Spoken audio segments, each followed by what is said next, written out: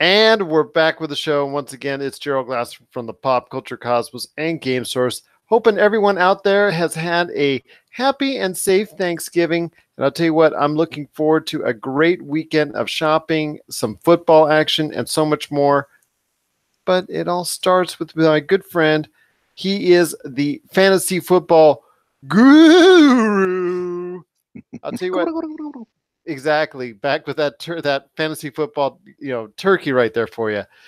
I'll tell you what, he heads up the Fantasy Football Pater Podcast Facebook group, and you can ask all your questions on late trade requests, waiver wire pickups, lineup changes, and so much more relating to fantasy football. And that's today at the Fantasy Football Pater Podcast Facebook group. And of course, you can catch him each and every week on the Fantasy Football Pater Podcast itself. Full episodes now available on the Pop Culture Cosmos channel, on Podbean, Spotify, Apple Podcasts, and over 30 different podcast outlets. It's my good friend. Hopefully you're having a better time shopping than I am. It is Tyler Baker. What's going on, man? I'll tell you I'm doing well, buddy. Yeah.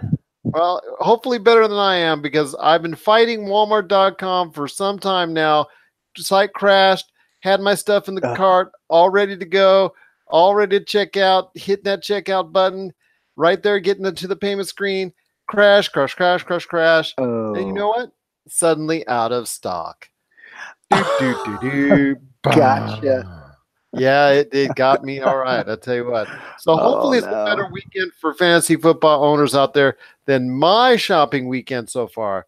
But I will tell you, it is a lot of great games that are going underneath the radar, so to speak, because a lot of bad teams are, going off against other bad teams. Not a lot of delectable matchups out there on the surface. But for fantasy football owners, there actually is on each and every game a fantasy football player to watch out for that could really score you points and get you in the right direction towards the playoffs. Oh, yeah. And hey, in the NFL, there are only a couple of teams that are out of the playoff hunt. I mean, there are still some teams, especially in the NFC.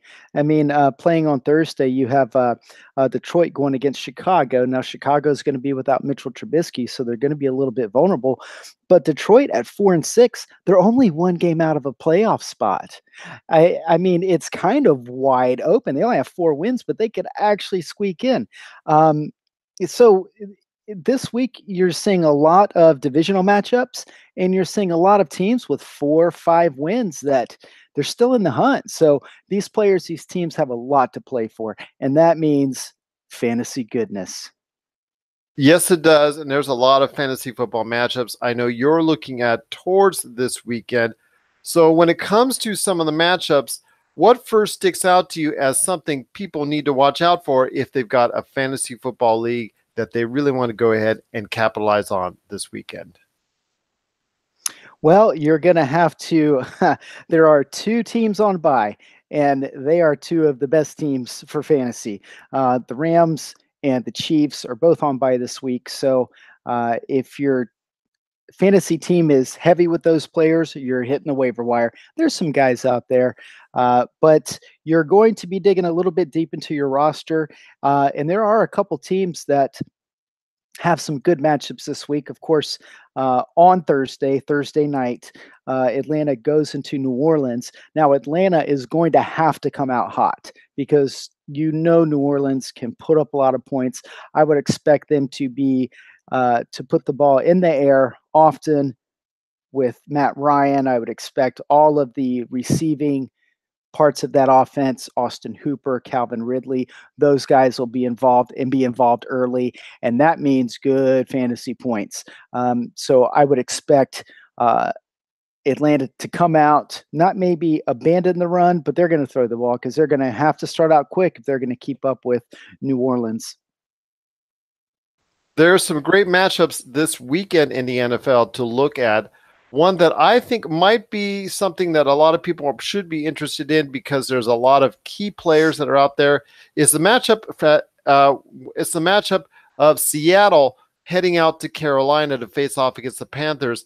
And I know you and I talked about in previous episodes the importance of having Cam Newton on your team because we really thought he was going to go on a roll with all the matchups that he was facing off at. off as in the second half of the season. Unfortunately, so far that has not materialized as of yet. But Carolina's at home. Carolina's at home. A lot of good home cooking. Could be a nice little Carolina turkey in there somewhere that helps Cam Newton and the rest of the Carolina Panthers actually start playing up to their level when they face off against the Seahawks. Yeah, well, Carolina does have a good schedule for the fantasy playoffs, and we're almost there. We're only a week or two away. Now, Seattle's going to be a difficult matchup for them, but like you said, they are at home, and they're coming off a loss where they really had the game against a better opponent in the Detroit Lions, but Riverboat Ron kind of tossing the dice there, and the closing seconds of that game, deciding to go for the 2-point conversion to win the game instead of the point after attempt to tie it. So, I mean, it's kind of a gut punch, but I expect this team to bounce back. And of course, it's all about Christian McCaffrey. He has been really the focal point of this offense. But there are some other players that are starting to come around. DJ Moore has shown to be Cam Newton's favorite target, and then Curtis Samuel, who's a guy that I've had in dynasty leagues, and a guy that has tremendous speed and has a lot of what you see talent-wise and some of the better NFL receivers. And it looks like Curtis Samuel is coming into his own a little bit. Maybe he is gaining the trust of Cam Newton more, because when we started the season, remember, it was Devin Funchess, and man, I'm sorry, Devin Funchess just isn't that good. But now some of these other weapons on this offense have presented themselves as viable targets. And a couple of those guys are on the waiver wire. DJ Moore might still be on the waiver wire. Curtis Samuel is probably on the waiver wire. So if you're going to be without, say, Tyreek Hill or Brandon Cooks or Robert Woods or some of those weapons, there are guys on the waiver wire that you can get to fill in this week. I like another matchup out in Denver with the Pittsburgh Steelers going into the Mile High City, facing off against the Broncos. And the reason why for fantasy football owners is not only because Philip Lindsay has been a pretty solid choice for a running back so far, but Pittsburgh really needs to get back into gear, really needs to get back into a full-fledged, reimagining of what they're doing, because after, seeing some up and downs, they really had a downslide last week, but they look to go ahead and bounce back as far as a complete effort. Yes, they did make the comeback, but I'll tell you what, they did not look good in doing so as far as for the rest of the game, because Pittsburgh throwing so many, and Ben Roethlisberger throwing so many interceptions, that's really a tough call to go, to look at when you talk about him being a number one option for your team as a fantasy football quarterback. Yeah, that's why you can always get Ben Roethlisberger late, because he's up and down, and when he's up, and when he's down, it can tank your week. That's why Ben Roethlisberger isn't one of the top quarterbacks to go. But you could say that for this Pittsburgh Steelers team. They're all over the place. They're playing down to opponents. They're rising to the occasion with other opponents. This is a matchup that these are two teams that see each other in the playoffs, and Denver certainly has that defense, but Pittsburgh, it's going to be all hands on deck. You talked about Philip Lindsay, Royce Freeman. I don't know if he's going to play in this game. I haven't seen for sure if he's out or not. But it's definitely a Philip Lindsay day. And Emmanuel Sanders has been really frustrating, because he's capable of having absolutely monster days. But since Demaryius Thomas has been gone, Emmanuel Sanders really hasn't stood out. And so Denver's definitely going to need to get Sanders going. And I think it's going to be a good game. Denver's offense doesn't scare you a whole lot, but yet that Denver defense is certainly going to try to stifle Pittsburgh's offense. So this could be one of those games where there's not a whole lot of touchdowns, or Antonio Brown could have 5 touchdowns. Who knows? It's Pittsburgh. It's just which Pittsburgh team is going to show up this week. I don't know. Another game that could be of interest to fantasy football owners out there is Green Bay going into Minnesota. Your thoughts on Minnesota at this point, and also Green Bay, because both were teams that were very highly regarded coming into the season with a lot of fantasy football options. But as of late, or as of this entire season, it really hasn't been the case all the way around. Both have had their ups and downs, with a lot of downs coming in the way, especially in Green Bay. Yeah, there really seems to be a rift between Aaron Rodgers and Mike McCarthy, head coach Mike McCarthy there. And you can see it in the body language on TV. And so, but they're facing a divisional opponent. These teams are familiar with each other. And if there was a time for McCarthy to put together a good game plan for a divisional opponent, this is that game, because here's another scenario where both of these teams are still in it. And, the NFC, those wild card spots are wide open. But this is going to be a week for a lot of teams that's either going to give them the momentum to make a playoff run, or crush them and bring reality shattering down to them. So, and Minnesota's a team also that really is kind of underperformed, and Dalvin Cook is back from that hamstring injury. I don't know why they're having trouble getting him the ball and why they can't get him in space. He's one of the fastest players on the field. And so both of these coaches have got to figure out how to get the best out of their players, and being a divisional matchup in prime time on Sunday night, I would expect both of these teams to go out there and leave it all on the field.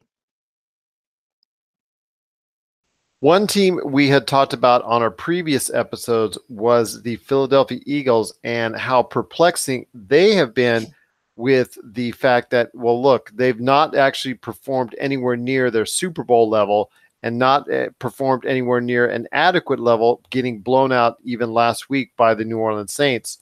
Your thoughts going forward for the rest of the season when it comes to the options that are available for Philadelphia, because of the fact I know you had spoken about how you have several Philadelphia Eagles on some of your squads in your fantasy football league, and I know others have plenty of Philadelphia Eagles slots as well. So I ask you, my friend, what is the future going forward for the rest of the season? What's the outlook for anyone who has any Philadelphia Eagles on the roster? Well, Zach Ertz is still one of the premier tight ends in fantasy. So you're going to roll him out every week. You're probably staying away completely from that running game. Carson Wentz, oh, man. I played him last week in a league, and he got me 0.8 points. I still won my matchup, but yeah, that's tough. Alshon Jeffrey. Ugly. That is really ugly. It was really ugly. Thank God I have a good team that I could overcome that.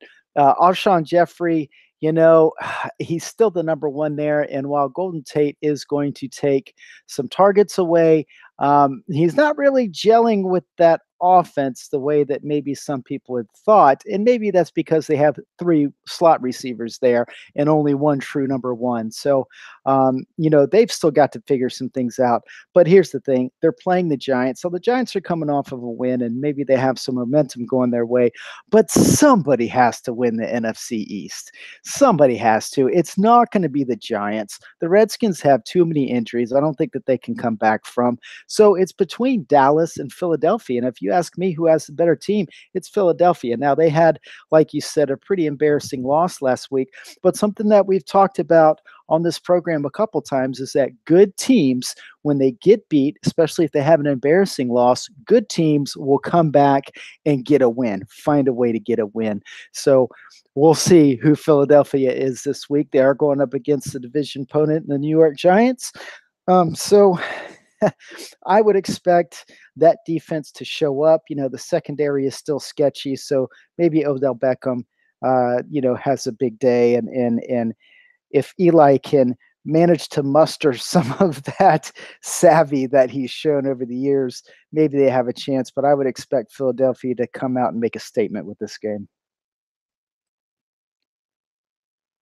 One last thing to talk to you about before I hear your final thoughts on Week 12 in the NFL, and that's in Baltimore, where the Oakland Raiders, who have Derek Carr saying he wants to mess things up when it comes to the draft position for the Oakland Raiders because he wants to go on a big roll after another win that makes him a paltry 2-8, 2-9, whatever.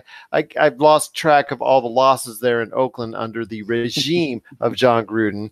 But I ask you, my friend, it's on the other side with Lamar Jackson, who is still on the waiver wire on a lot of leagues out there. Mm-hmm. Is he worth the pickup and worth the start at least one more week if Joe Flacco cannot make it to be the starter due to injury this week?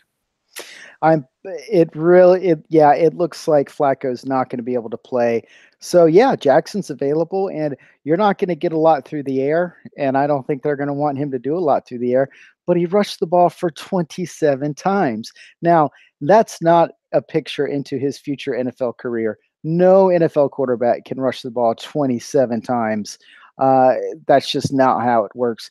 But they don't need Jackson to come in and do that every week. They just need him to come in and fill in for Flacco. So, picking him up and playing him, you're going to get production. It's just not going to be quite what you thought it was. And I don't know how much they're going to score. I just don't know if this offense is going to score a lot of points. And if they get down close, Gus Edwards has shown that he has the size and strength to do the short yardage work. So if they get close, I would expect them to pound it in with Gus Edwards. But now that's a guy, if you have like Todd Gurley on by this week or Kareem Hunt, or, you need a flex pickup. Gus Edwards is a guy that I picked up in some leagues because that backfield there in Baltimore has just not been very good. And when you have a guy that comes in and rushes it 17 times for 115 yards and a touchdown, you take notice. And Harbaugh's had some good things to say. This team needs a spark. This backfield needs a spark. This offense needs a spark. And this could be another game of a whole lot of running the ball with Lamar Jackson and Gus Edwards. You might want to pick them up to put on, or both of them to pick up. You might want to pick up both of them to put on your roster. And if Joe Flacco is a definite out, slide both of them in to your starting lineup because both can produce quite a bit when they're working in cohesion with each other. When it comes to Joe Flacco, I think it will go more towards the traditional offense, which might not be to the benefit of both Gus Edwards and, of course, Lamar Jackson, who will be out of the lineup if that's the case.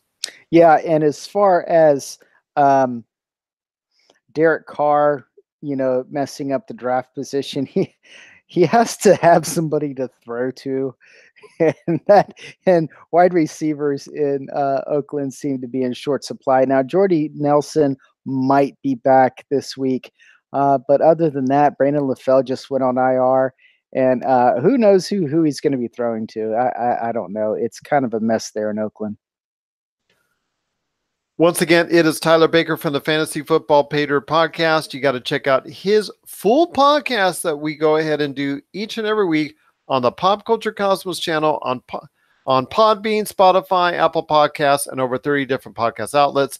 And of course, if you have any questions or you want to check out the best place to go to understand what is going on in fantasy football, sign up today at the Fantasy Football Pater Podcast Facebook group. You can ask those questions in regards to waiver wire pickups, last-minute trades, of course, also as well, playoff strategy, lineup changes, and you can ask Tyler Baker a question there as well. Once again, it's the Fantasy Football Pater Podcast Facebook group, and of course, led by you, Mr. Tyler Baker.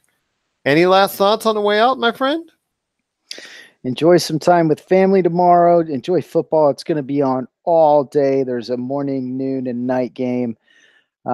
Some good divisional matchups. All of them are divisional matchups. There's going to be some good narratives there with Washington and Dallas, with Colt McCoy.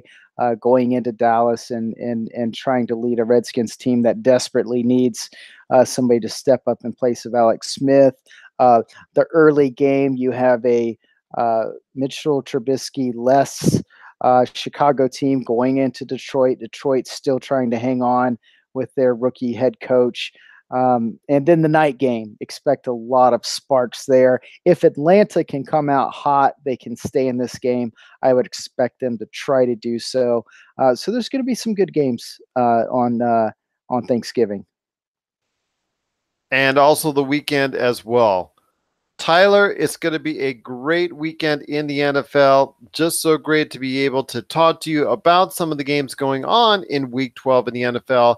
And of course, we'll be back on the Monday show to wrap things up in a nice, tidy little holiday bowl on Cyber Monday, no less. So hopefully my shopping experience will be much better that week. Tyler, it's always great to hear from you, my friend. Always great to have you a show, part of the podcast, part of the Fantasy Football Pater podcast, and of course, right here on the Pop Culture Cosmos.